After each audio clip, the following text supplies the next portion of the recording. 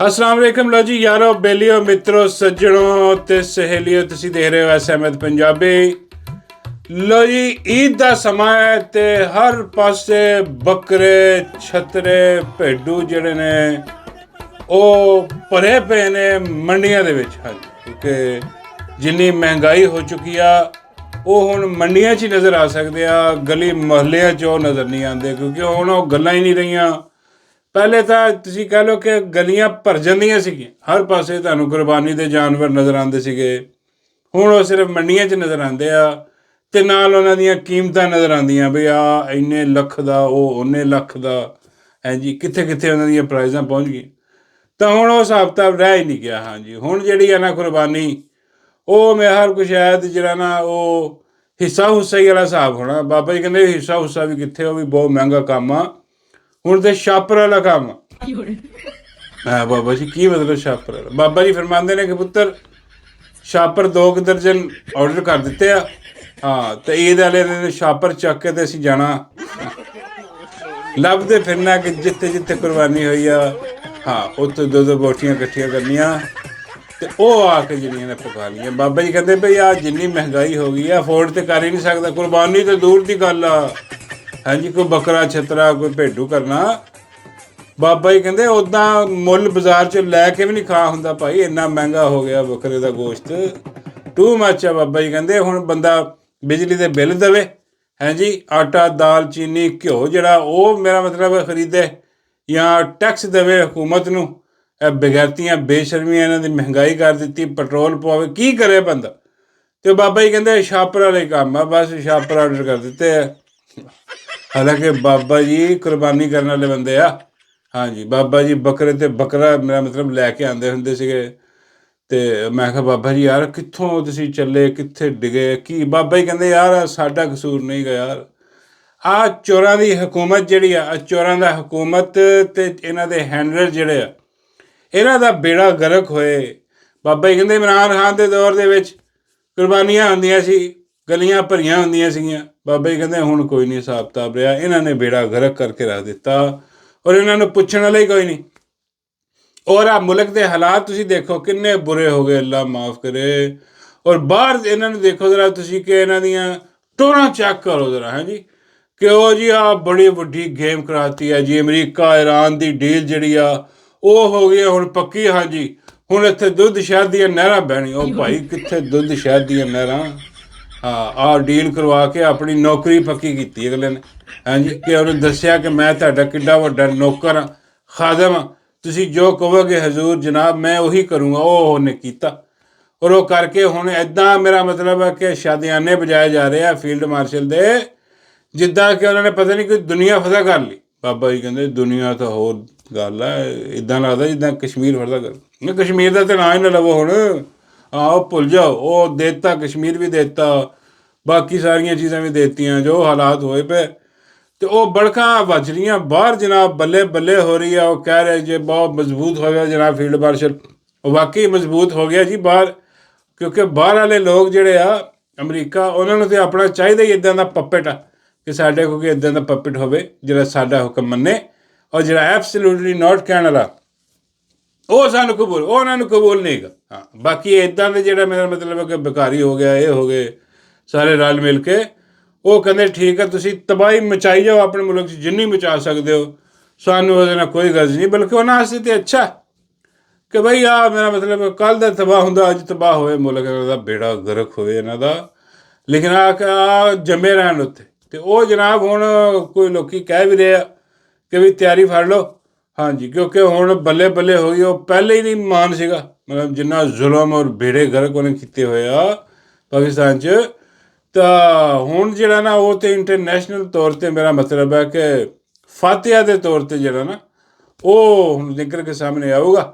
ਔਰ ਜਿੱਦਾਂ ਹੀ ਇਹ ਥੋੜ੍ਹਾ ਜਿਹਾ ਹਿਸਾਬ ਕਿਤਾਬ ਬੈਠੂਗਾ ਅਤੇ ਨਾਲ ਹੀ ਜਿਹੜਾ ਨਾ ਉਹ ਆਪਣਾ ਇਹਨੇ ਛਿੱਤਰ ਲੈ ਕੇ ਤਾਂ ਸ਼ੁਰੂ ਹੋ ਜਾਣਾ ਕੌਮ 'ਤੇ ਦੇ ਦਿਨਾਂ ਦਿਨ ਜੋ ਹਿਸਾਬ ਕਿਤਾਬ ਹੈ। ਲੇਕਿਨ ਦੇਖੋ ਰੱਬ ਸੋਹਣਾ ਜਿਹੜਾ ਨਾ ਉਹ ਐਸੀ ਥਾਂ 'ਤੇ ਮਾਰਦਾ ਜਿੱਥੇ ਬੰਦੇ ਨੂੰ ਪਾਣੀ ਨਾ ਲੱਭੇ। ਹਾਲੇ ਇਹ ਗੱਲਾਂ ਚੱਲ ਹੀ ਰਹੀਆਂ ਸੀਗੀਆਂ ਕਿ ਵੀ ਬੱਲੇ ਨਹੀਂ ਬੱਲੇ, ਵਾਹ ਵਾਹ ਹੋ ਗਈ ਹਰ ਪਾਸੇ ਦੁਨੀਆ 'ਚ ਵੀ ਆਹ ਮੁਆਹਦਾ ਹੋ ਗਿਆ, ਹੋਣ ਵਾਲਾ ਹੋਇਆ ਤਾਂ ਨਹੀਂ ਅਜੇ ਕਿ ਬਈ ਬੜਾ ਕੰਮ ਕੀਤਾ ਜੀ ਉਹ ਸਾਰਾ ਜੀ। ਹੁਣ ਤਾਂ ਬਿਲਕੁਲ ਆ ਜਿਹੜਾ ਨਾ ਉਹ ਨਾਮ ਜਿਹੜਾ ਨਾ ਉਹ ਹਰ ਜਗ੍ਹਾ 'ਤੇ ਵੱਜ ਰਿਹਾ। ਲੇਕਿਨ ਦੇਖੋ ਕੀ ਹੋਇਆ, ਨਾਲ ਹੀ ਆ ਬਲੋਚਿਸਤਾਨ ਦੇ ਵਿੱਚ ਜਿੱਥੇ ਉਹ ਟ੍ਰੇਨ ਹਮਲਾ ਹੋਇਆ, ਬੜਾ ਸਾਨਿਆ ਹੋਇਆ, ਬੜਾ ਅਫਸੋਸਨਾਕ ਕਿਸਮ ਦਾ ਸਾਨਿਆ, ਜਿਹਦੀ ਪੁਰਜ਼ੋਰ ਮਜ਼ੰਮਤ ਕਰਨੀ ਚਾਹੀਦੀ ਆ, ਉਹ ਨਾਲ ਹੀ ਹੋਇਆ। ਦੇਖੋ ਉੱਥੇ ਟ੍ਰੇਨ ਦੀਆਂ ਬੋਗੀਆਂ, ਪਤਾ ਨਹੀਂ 30 ਬੰਦੇ ਵਿਚਾਰੇ ਜਿਹੜੇ ਆ ਉਹ ਸ਼ਹੀਦ ਹੋ ਗਏ, ਜਾਂ ਬਹਕ ਹੋ ਗਏ, ਜੋ ਵੀ ਆ। ਅਤੇ ਉਹ ਜਨਾਬ ਉਹਦੇ 'ਚ ਆਪਣਾ ਉਹ ਫੌਜੀ ਵੀ ਸੀਗੇ ਜਿਹੜੇ ਆਪਣੀ ਛੁੱਟੀ 'ਤੇ ਜਾ ਰਹੇ ਸੀਗੇ, ਉਹਨਾਂ 'ਤੇ ਹਮਲਾ ਕੀਤਾ। ਉਹ ਗੱਡੀ ਆ ਕੇ ਟਕਰਾਈ ਵਿੱਚ ਅਤੇ ਉਹ ਫਾਰਗ ਕਰ ਦਿੱਤਾ ਕੰਮ। ਅਤੇ ਉਹ ਜਿੱਦਾਂ ਹੀ ਹੋਇਆ ਵਾ, ਉਹ ਸਾਰੇ ਹੀ ਫੋਕਸ ਜਿਹੜਾ ਨਾ, ਬਲਕਿ ਦੁਨੀਆ ਦਾ ਫੋਕਸ ਉਹ ਹੁਣ ਉੱਧਰ ਹੋ ਗਿਆ ਕਿ ਯਾਰ ਆ ਬੰਦਾ ਜਿਹੜਾ ਬਾਹਰ ਲਗਾ ਫਿਰਦਾ, ਜਿਹੜਾ ਕਹੀ ਜਾ ਰਿਹਾ ਕਿ ਮੈਂ ਇਹਦੀ ਸੁਲ੍ਹਾ ਕਰਾਊਂਗਾ, ਉਹਦੇ ਕਰ ਦੂੰ, ਮੈਂ ਇਹ ਕਰ ਦੂੰ, ਉਹਦੇ ਆਪਣਾ ਘਰ ਦੇ ਵਿੱਚ ਉਹਦੇ ਕੀ ਹਾਲਾਤ ਕਿ ਉਹਦੇ ਕੋਲ ਕੁਛ ਕੰਟਰੋਲ ਹੀ ਨਹੀਂ ਹੋ ਰਿਹਾ ਉੱਥੇ। ਉਹ ਬਈ ਇੰਟੈਲੀਜੈਂਸ ਕਿੱਥੇ ਗਈ ਤੁਹਾਡੀ? ਹਾਂਜੀ, ਆ ਜਿਹੜਾ ਮੇਰਾ ਮਤਲਬ ਹੈ ਕਿ ਇੱਥੇ ਲੱਗੇ ਆ, ਅੱਧੀ ਫੌਜ ਤਾਂ ਬਲੋਚਿਸਤਾਨ 'ਚ ਬੈਠੀ ਆ। ਕਿੱਦਾਂ ਨਾਕਾਮੀ ਹੋਈ ਆ? ਇਸ ਨਾਕਾਮੀ ਦਾ ਜ਼ਿੰਮੇਦਾਰ ਕੌਣ? ਉਹ ਦੇਖੋ, ਉਹ ਜਿਹੜਾ ਉਹ ਬਣੀ ਬਣਾਈ ਮਹਿਫਿਲ ਜਿਹੜੀ ਸੀ ਨਾ, ਉਹਦੀ ਲੁੱਟੀ ਗਈ, ਉਹਦੇ ਬੇੜੇ ਗਰਕ ਹੋ ਗਏ। ਉਹਦੇ ਬਾਅਦ ਉੱਥੋਂ ਤਸਵੀਰਾਂ ਜਿਹੜੀਆਂ ਨਿਕਲ ਕੇ ਆ ਰਹੀਆਂ ਅਜੀਬੋ ਗਰੀਬ ਕਿਸਮ ਦੀਆਂ, ਇੱਕ ਤਾਂ ਇਹਨਾਂ ਨੂੰ ਟਿਕਟੋਕ ਦੇ ਸ਼ੌਕ ਲੈ ਬੈਠੇ। ਇਹ ਹਜੇ ਵੀ ਉਹ 80 ਦੀ ਦਹਾਈ 'ਚ ਫਸੇ ਆ ਕਿ ਜਨਾਬ ਉਹ ਦੇਖੋ ਜੀ ਆਪਣਾ ਸਨੈਪਰ ਲੈ ਕੇ ਉਹ ਖੜ੍ਹਾ ਉੱਥੇ। ਸਨੈਪਰ 'ਤੇ ਮੈਨੂੰ 26 ਨਵੰਬਰ ਯਾਦ ਆ ਜਾਂਦਾ, ਕਿੱਦਾਂ ਇਹਨਾਂ ਨੇ ਗੋਲੀਆਂ ਮਾਰੀਆਂ ਸੀ ਮਾਸੂਮਾਂ ਨੂੰ। ਉਹ ਨਹੀਂ ਭੁੱਲਦਾ। ਹਾਂ, ਜੋ ਜ਼ੁਲਮ ਇਹਨਾਂ ਨੇ ਕੀਤੇ, ਇਹ ਜ਼ੁਲਮ ਕਦੀ ਨਹੀਂ ਭੁੱਲਦਾ। ਜ਼ੁਲਮ ਹਮੇਸ਼ਾ ਯਾਦ ਰਹਿ ਜਾਂਦਾ, ਇਹ ਵੀ ਇੱਦਾਂ ਹੀ ਯਾਦ ਰਹੂਗਾ। ਉਹ ਜਨਾਬ ਉੱਥੇ ਖੜ੍ਹਾ ਹੋ ਕੇ ਤਾਂ ਆਪਣਾ ਫੋਟੋ ਸ਼ੂਟ ਲਵਾ ਰਿਹਾ। ਇਹ 80 ਦੀ ਦਹਾਈ 'ਚ ਫਸੇ ਅਜੇ ਤੱਕ ਕਿ ਦੇਖੋ ਅਸੀਂ ਕੌਮ ਨੂੰ ਚਾਰ ਰਹੇ ਹਾਂ। ਵੀ ਧਮਾਕਾ ਹੋਇਆ, ਉਹ ਆਇਆ ਇੱਕ, ਉਹਨੇ ਆ ਕੇ ਗੱਡੀ ਮਾਰੀ ਉਹਦੇ 'ਚ, ਹਾਂਜੀ, ਔਰ ਉਹਨੇ ਨੁਕਸਾਨ ਜੋ ਕਰਨਾ ਸੀ ਕਰ ਦਿੱਤਾ, ਖਤਮ ਹੋ ਗਈ ਗੱਲ।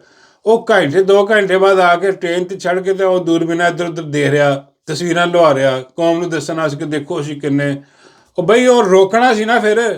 ਇੰਨੇ ਹੀ ਤੁਸੀਂ ਮੇਰਾ ਮਤਲਬ ਤੁਰਮ ਖਾਨ ਹੋ ਅਤੇ ਫਿਰ ਉਹ ਕਿਉਂ ਨਹੀਂ ਰੋਕਿਆ?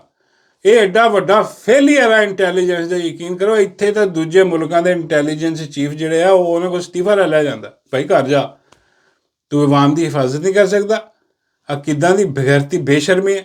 ਲੇਕਿਨ ਇੱਥੇ ਤਸਵੀਰਾਂ ਲਵਾ ਕੇ ਤੇ ਫਿਰ ਨਾਅਰੇ ਲਾਉਂਦੇ, ਉਹ ਬੱਲੇ ਨਹੀਂ ਬੱਲੇ ਜ਼ਿੰਦਾਬਾਦ, ਦੇਖੋ ਨਹੀਂ ਦੇਖੋ, ਬੜਾ ਕੰਮ ਕੀਤਾ। ਕੀ ਕੰਮ ਕੀਤਾ ਯਾਰ? ਉਹ ਸਾਰਾ ਜਿਹੜਾ ਇੱਕਦਮ ਉਹ ਹਾਈਪ ਬਣ ਰਹੀ ਸੀਗੀ ਨਾ, ਉਹ ਧਰਮ ਕਰਕੇ ਡਿੱਗੀ ਆਦੀ। ਹਾਂ, ਉਹ ਆਪਣਾ ਰਿਟਾਇਰ ਆਦਮੀ ਦੀ ਕੰਮ ਤਮਾਮ ਹੋ ਗਿਆ। ਔਰ ਵਿੱਚੋਂ ਕੁਛ ਘੁੱਸ ਬੈਠੀਏ ਜਿਹੜੇ ਨੇ ਬਗੈਰਤ ਬੇਸ਼ਰਮ, ਉਹ ਵੀ ਐਕਸਪੋਜ਼ ਹੋ ਰਹੇ ਆ ਹੁਣ। ਉਹ ਜਿਹੜੇ ਖੜੇ ਹੋ ਕੇ ਮੁਬਾਰਕਾਂ ਦੇ ਰਹੇ ਆ ਕਿ ਜੀ ਆ ਆਪਣਾ ਇਖਤਲਾਫ ਆਪਣੀ ਜਗ੍ਹਾ 'ਤੇ, ਲੇਕਿਨ ਫੀਲਡ ਮਾਰਸ਼ਲ ਨੇ ਬੜਾ ਕਮਾਲ ਦਾ ਮਹਾਜ਼ ਸੰਭਾਲਿਆ ਇੰਟਰਨੈਸ਼ਨਲ ਲੈਵਲ। ਬਈ ਕੀ ਸੰਭਾਲਿਆ ਮਹਾਜ਼?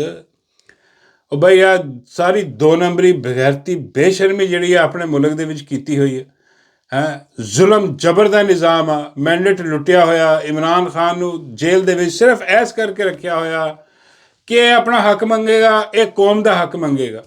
ਆ ਜਾਬਰ, ਆ ਜ਼ਾਲਮ ਜਿਹੜੇ ਆ ਮੁਸਲਤ ਹੋਏ ਆ ਇੱਥੇ, ਅਤੇ ਉਹ ਕਹੀ ਜਾ ਰਿਹਾ ਕਿ ਜੀ ਆਪਣਾ ਟੱਟੂ ਨਿਕਲ ਕੇ ਕਿ ਵਾਹ ਜੀ ਵਾਹ, ਬੱਲੇ ਨਹੀਂ ਬੱਲੇ, ਅਤੇ ਇਹ ਤੇ ਉਹ ਬਈ ਅਜੀਬੋ ਗਰੀਬ ਜਿਹਾ ਸਿਸਟਮ ਆ ਇੱਥੇ।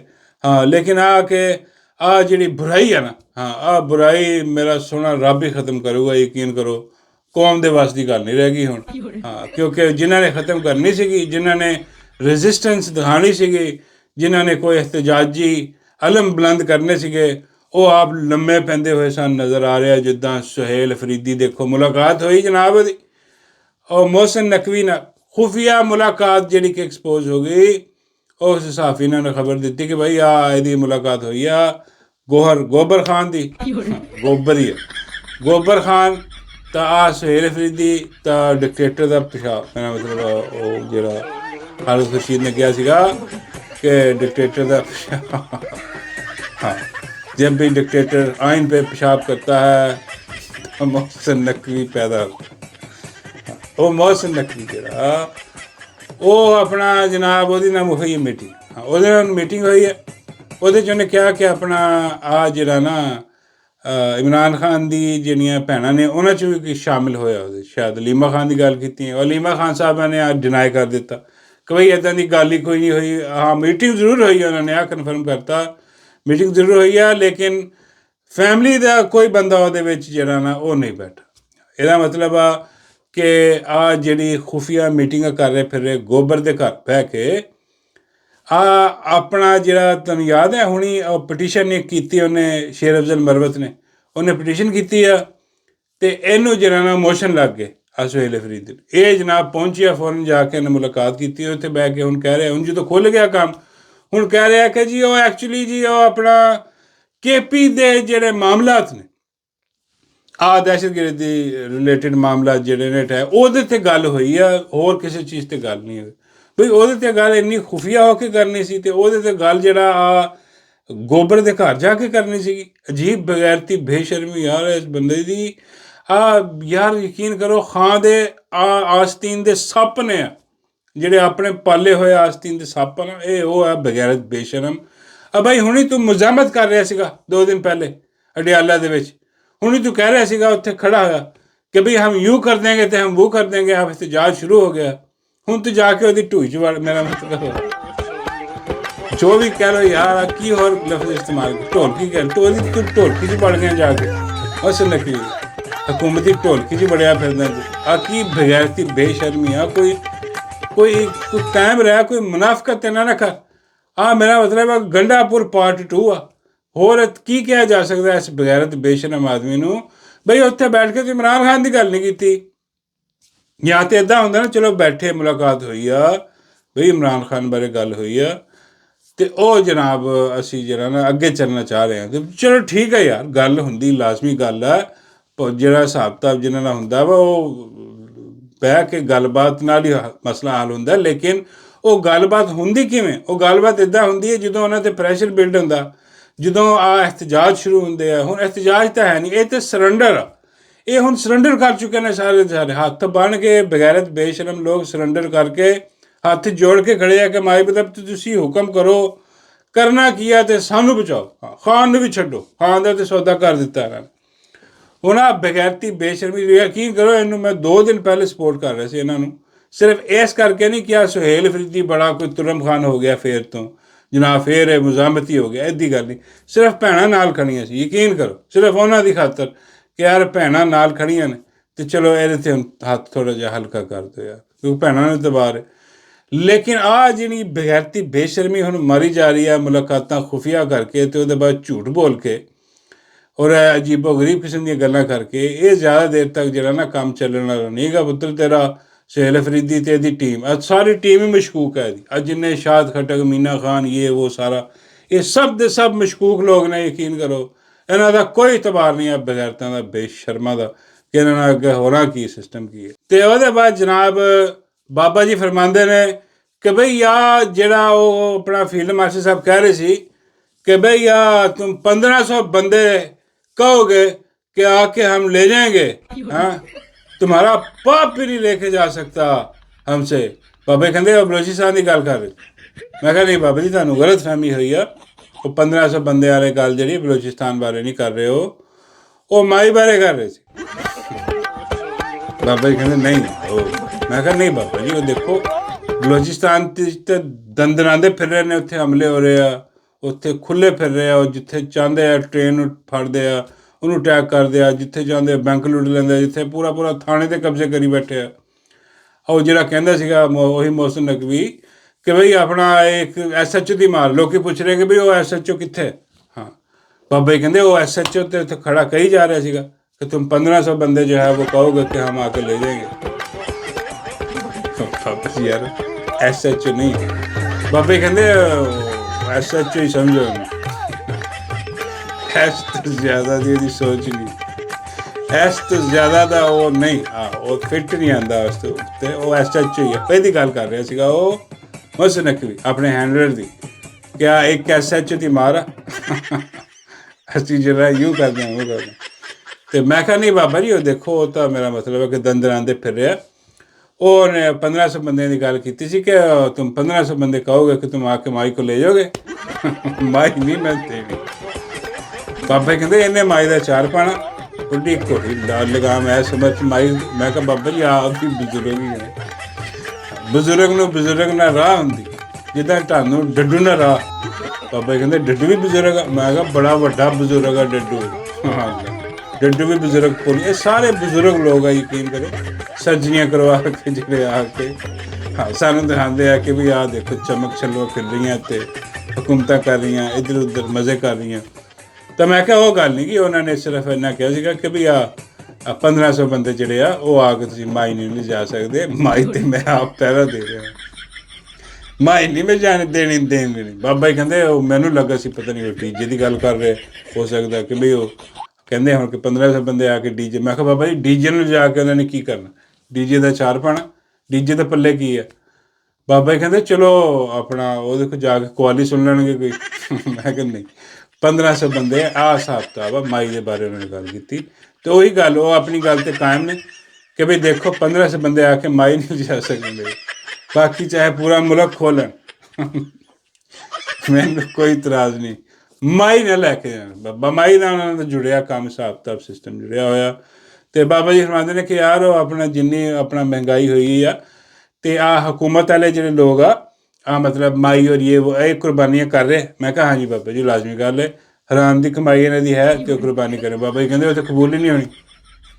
ਮੈਂ ਕਿਹਾ ਬਾਬਾ ਜੀ ਇਹਨਾਂ ਦੀ ਹੋ ਜਾਏ, ਇਹਨਾਂ ਦੀ ਹੋ ਜਾਂਦੀ। ਬਾਬਾ ਜੀ ਕਹਿੰਦੇ ਯਾਰ ਉਹ ਮੈਂ ਬਾਬਾ ਜੀ ਉਹ ਕੀ ਪਤਾ ਲੱਗਦਾ ਯਾਰ, ਹਾਂ ਉਹਨੇ ਕਰਨੀ ਤਾਂ ਹੈ ਹਰਾਮ ਕਮਾਈ ਸਾਰਾ ਕੁਝ ਸਿਸਟਮ ਕਰਕੇ ਉਹ ਕਰਨਗੇ, ਤੁਸੀਂ ਛਾਪਰ ਲੈ ਕੇ ਪਹੁੰਚ ਜਾਣਾ। ਬਾਬਾ ਜੀ ਕਹਿੰਦੇ ਯਾਰ ਮੈਂ ਸੋਚ ਰਿਹਾ ਮੈਂ ਛਾਪਰ ਲੈ ਕੇ ਡੱਡੂ ਦੇ ਘਰ ਪਹੁੰਚ ਜਾਵਾਂ। ਮੈਂ ਕਿਹਾ ਲੋ ਡੱਡੂ ਦੇ ਘਰ ਪਹੁੰਚ ਕੇ ਤੇ ਮੇਰਾ ਮਤਲਬ ਛਾਪਰ ਲੈ ਕੇ ਤੇ ਬਿਸਤੀ 'ਚ ਨਹੀਂ ਹੋ ਜਾਏਗੀ। ਉਹ ਕਹਿੰਦੇ ਦੱਸੋ ਯਾਰ ਬਾਬਾ ਇਸ਼ਕ ਮਸ਼ੂਕੀ ਦੇ ਦਾਅਵੇ ਕਰਦਾ ਤੇ ਛਾਪਰ ਲੈ ਕੇ ਪਹੁੰਚ ਗਿਆ ਇੱਧਰ ਡੱਡੂ ਦੇ ਘਰ। ਮੈਨੂੰ ਵੀ ਥੋੜ੍ਹਾ ਗੋਸ਼ਤ ਦੇ ਬਾਬਾ ਜੀ ਯਾਰ ਇੰਨੀ ਬਿਸਤੀ ਅੱਲਾ ਮਾਫ਼ ਕਰੇ ਯਾਰ, ਇਸ ਨੂੰ ਵੀ ਚੰਗਾ ਦਫਾ ਕਰੋ। ਬਾਬੇ ਕਹਿੰਦੇ ਨਹੀਂ ਯਾਰ ਦੇਖ ਉਹ ਆਪਣਾ ਉਹ ਜਿਹੜਾ ਰਾਂਝਾ ਸੀ ਉਹ ਵੀ ਤਾਂ ਪਹੁੰਚ ਗਿਆ ਸੀ ਨਾ ਹੀਰ ਮੱਝੀਆਂ ਚਰਾਉਣ। ਜੀ ਕਹਿੰਦੇ ਇਸ਼ਕ ਦਾ ਸਿਸਟਮ ਆ ਬਾਬਾ। ਮੈਂ ਕਿਹਾ ਯਾਰ ਇਸ਼ਕ ਦਾ ਸਿਸਟਮ ਆ, ਮੱਝੀਆਂ ਚਲਾਉਣੀਆਂ ਹੋਊਗਾ, ਤੁਸੀਂ ਗੋਸ਼ਤ ਮੰਗਣ ਜਾਣਾ ਯਾਰ ਇਹਦੇ ਹਲੇ ਦਿਨ ਕੀ ਕਰਦੇ ਆ ਯਾਰ।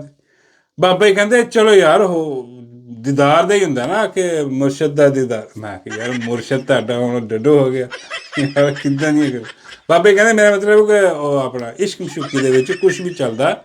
ਬਾਬੇ ਕਹਿੰਦੇ ਮੈਂ ਛਾਪਰ ਲੈ ਜਾਣਾ ਅਤੇ ਗੋਸ਼ਤ ਨਹੀਂ ਮੈਂ ਪਾਉਣਾ ਛਾਪਰ 'ਚ। ਮੈਂ ਕਿਹਾ ਬਾਬਾ ਜੀ ਕੀ ਮਤਲਬ। ਬਾਬੇ ਕਹਿੰਦੇ ਮੈਂ ਵੱਡਾ ਸਾਰਾ ਛਾਪਰ ਲੈ ਜਾਵਾਂਗਾ ਅਤੇ ਗੋਸ਼ਤ ਨਹੀਂ ਉਹਦੇ 'ਚ ਡੱਡੋ ਹੀ ਪਾ ਕੇ ਲੈ ਜਾਵਾਂਗਾ। ਮੈਂ ਕਿਹਾ ਇਹ ਵੀ ਗੱਲ ਠੀਕ ਹੈ, ਡੱਡੋ ਦਾ ਕੀ ਕਰ। ਬਾਬਾ ਜੀ ਕਹਿੰਦੇ ਉਹ ਬਾਬੇ ਦੇ ਆਪਣੇ ਦੇ ਕੁਰਬਾਨ